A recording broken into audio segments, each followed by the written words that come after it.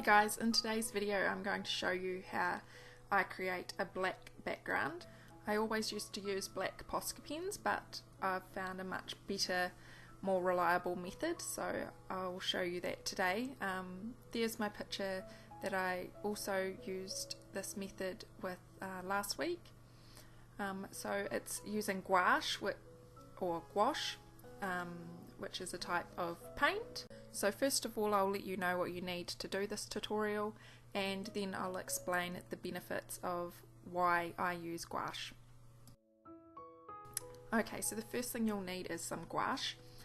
It comes in lots of different brands and lots of different colours, so you just pick one for what's available to you and within your budget. As you can see, I use the Reeves, and I've had this paint set in particular for 15 to 20 years, so it lasts a while. And the second thing you'll need is some paintbrushes. You want to make sure that they're nice and soft, and I prefer the round paintbrushes just because I can get more detail with them, and I've picked a couple of different sizes just for more detailed work and then more open work. You'll need some clean water, and you'll need a palette or a lid. I use an ice cream container lid just to mix the paints on.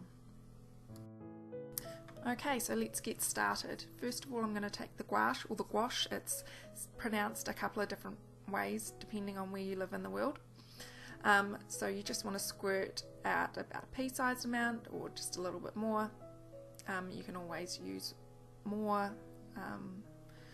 when you run out. And then the next step you're going to do is you're going to dunk your paintbrush into water. I like to make sure it's fully saturated, make sure all those bubbles come out so it's nice and wet.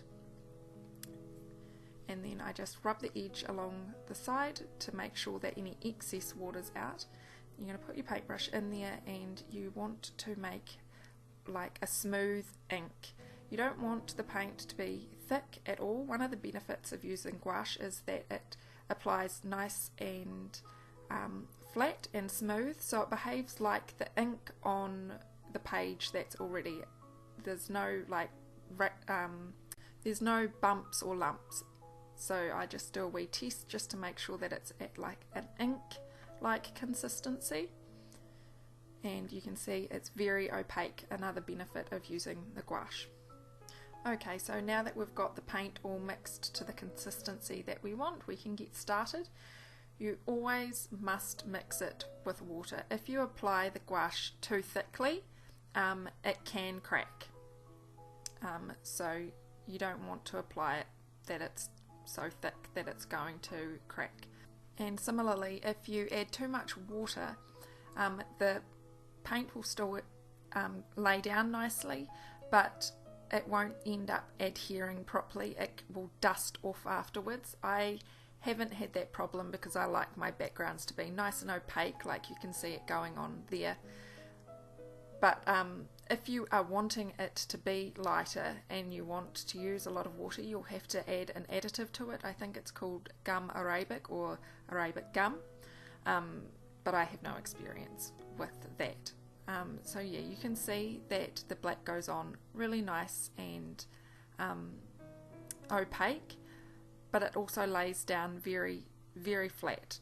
Just like the lines on the paper, you're not going to feel any bumps or grooves like you would if you were using acrylic. Acrylic is much thicker and it takes longer to dry, where the gouache dries extremely fast, which is another benefit for using it in colouring books. And now you can see where there was a bit much water and it had not gone quite as opaque, you can just go and layer over it. And another thing with gouache is water will reactivate it, so when you're going over with a second layer, it will blend with the layer below. So also, once you've finished your picture, you want to make sure that you're not getting it wet because it will reactivate the paint.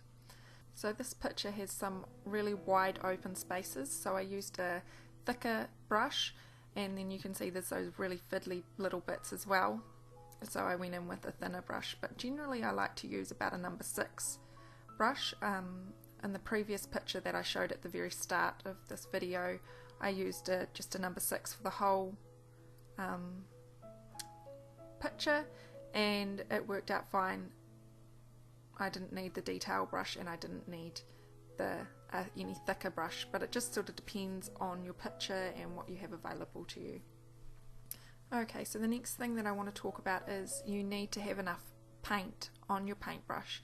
You don't want it dripping off, but you always want your paintbrush loaded up enough that it's going to go on nice and smooth without the bristles flicking out in a dry sort of way.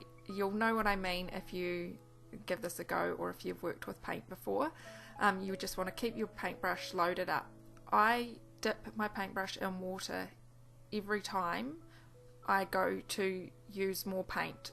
That ensures that I'm using enough water, and you'll see at the start when I mixed the water, I didn't mix the whole lot in one go. I just made up what I needed, and then each time I go back and I mix in a little bit more water with that, and it just keeps the paint flowing really nice and smooth. So as you're working along, if you see bits that you've already completed but they're not quite as opaque as what you're wanting, you can go just straight back over them right then and there, or you can wait till the end and just do it as a process, but I just like to sort of do it as I see it and keep going. Now, unlike watercolour paints, the gouache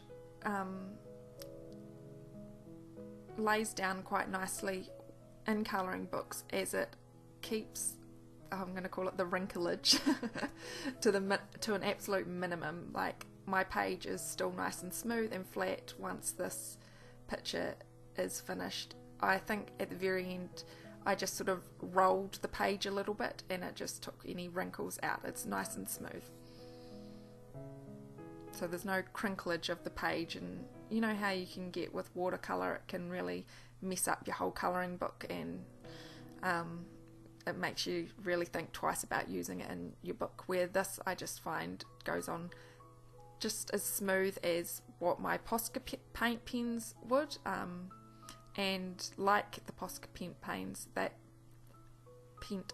I'm saying all my words wrong, Posca pen paints, they don't go through to the other side, so it just sits on the surface. Okay, so here's the picture almost done. I'm just going through and just applying it just a little bit more where I felt it needed a little bit more darkness to it, and as you can see it just goes and applies really smooth. It never looks like there's more than one layer of paint on there. And also, so in total I used about 2 pea-size daubs of paint, so you don't need much. A little goes a long way. Okay, so there is the finished picture. Obviously I'm going to go and use my coloured pencils and finish colouring it, but yeah, so I just go and roll the page slightly, and as you can see the paint hasn't gone through at all.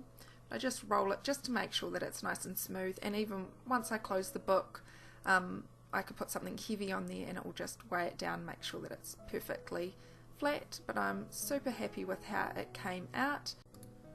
So if this is your first time using gouache paints, I would definitely recommend either using a picture that you're not too concerned about on for a start, having a practice,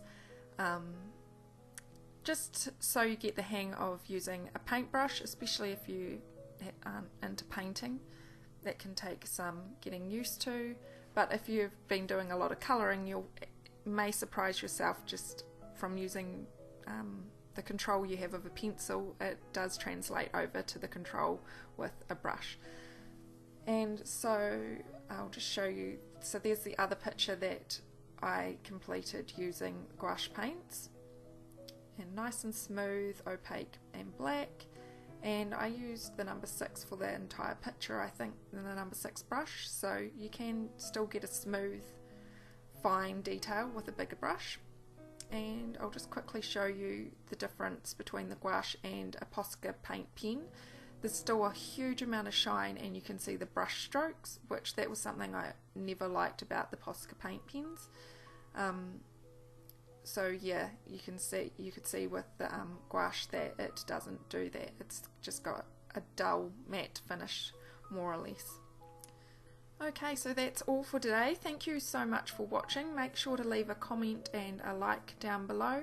And if you're new to my channel, make sure to subscribe. I bring out new videos usually once a week is my goal. So yeah, thanks for watching, and I will see you all next time. Bye guys!